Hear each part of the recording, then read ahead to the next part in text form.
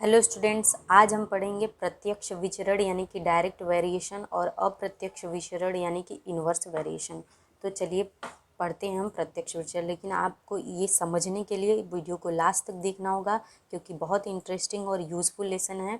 क्योंकि हम इस लेसन से जो है ज़्यादा चीज़ों का दाम कम और कम चीज़ों का दाम कैसे डायरेक्ट और इनडायरेक्ट वेरिएशन का यूज़ करके फटाफट निकाल सकते हैं।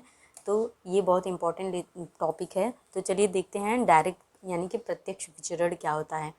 यदि यक्स और मान लीजिए यक्स और वाई, जब यक्स और वाई समान अनुपात में होता है, समानुपात में होता है, समानुपात में होता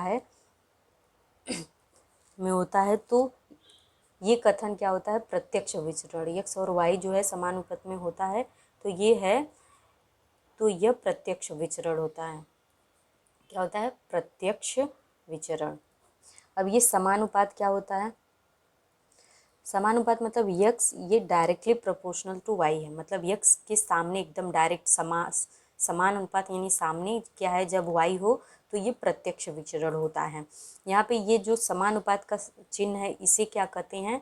इसको बोलते हैं अल्फा या डायरेक्टली प्रोपोर्शनल बोलते हैं इंग्लिश में। इसे इस साइन से इंडिकेट करते हैं और यह एक ग्रीक अक्षर होता है जो जिसका यहाँ पे प्रयोग किया जाता है। तो अगर हम इसको समीकरण के रूप में लिखें तो x is directly proportional to y को समीकरण के रूप में लिखें तो हो जाएगा यक्स बराबर के इंटू वाई। जब हम इस अल्फा को हटाएंगे डायरेक्टली प्रोपोर्शनल टू, तो उसके स्थान पर क्या आ जाएगा? बराबर और के लिख देंगे। जो जहाँ पे के क्या होता है, जहाँ के एक स्थिरांक होता है, के बराबर स्थिर अंक होता है या जिसे बोलते हैं स्थिरांक बोलते हैं, जिसका मान क्या होता है? स्थिर पद होता है। अगर हम इसको इस तरीके से भी लिख सकते हैं यक्स बराबर के वाई, तो इस या फिर इसको लिख सकते हैं जब ये y इक्वल के इधर आएगा तो x upon y is equal to k हो जाता है। तो यह विचरण के समीकरण होता है। तो ये क्या है? विचरण का प्रत्यक्ष विचरण का समीकरण है।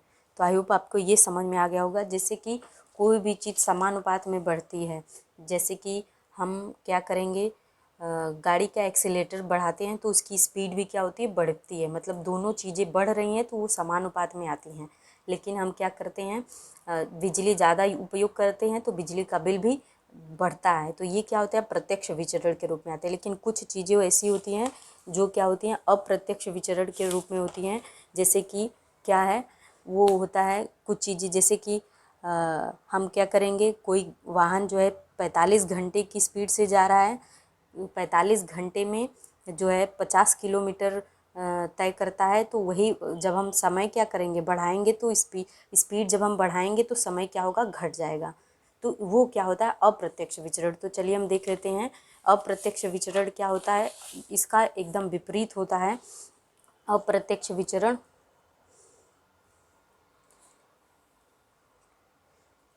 अप्रत्यक्ष विचरण यानी कि जब यक्स और वाई क्या हो? प्रतिलोम अनुपात में हो, प्रतिलोम अनुपात में हो तो उसको क्या बोलते हैं? अप्रत्यक्ष विचरण। जैसे उसको कैसे प्रदर्शित करते हैं? यहाँ पे क्या था?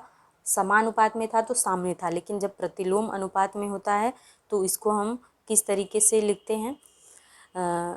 यक्स और वाई को x is inversely proportional to 1/i। यहाँ पे देखिए सामने नहीं है, ये प्रतिलोम होता है, इन्वर्स, इसीलिए इसको क्या बोलते हैं? इन्वर्स वेरिएशन बोलते हैं।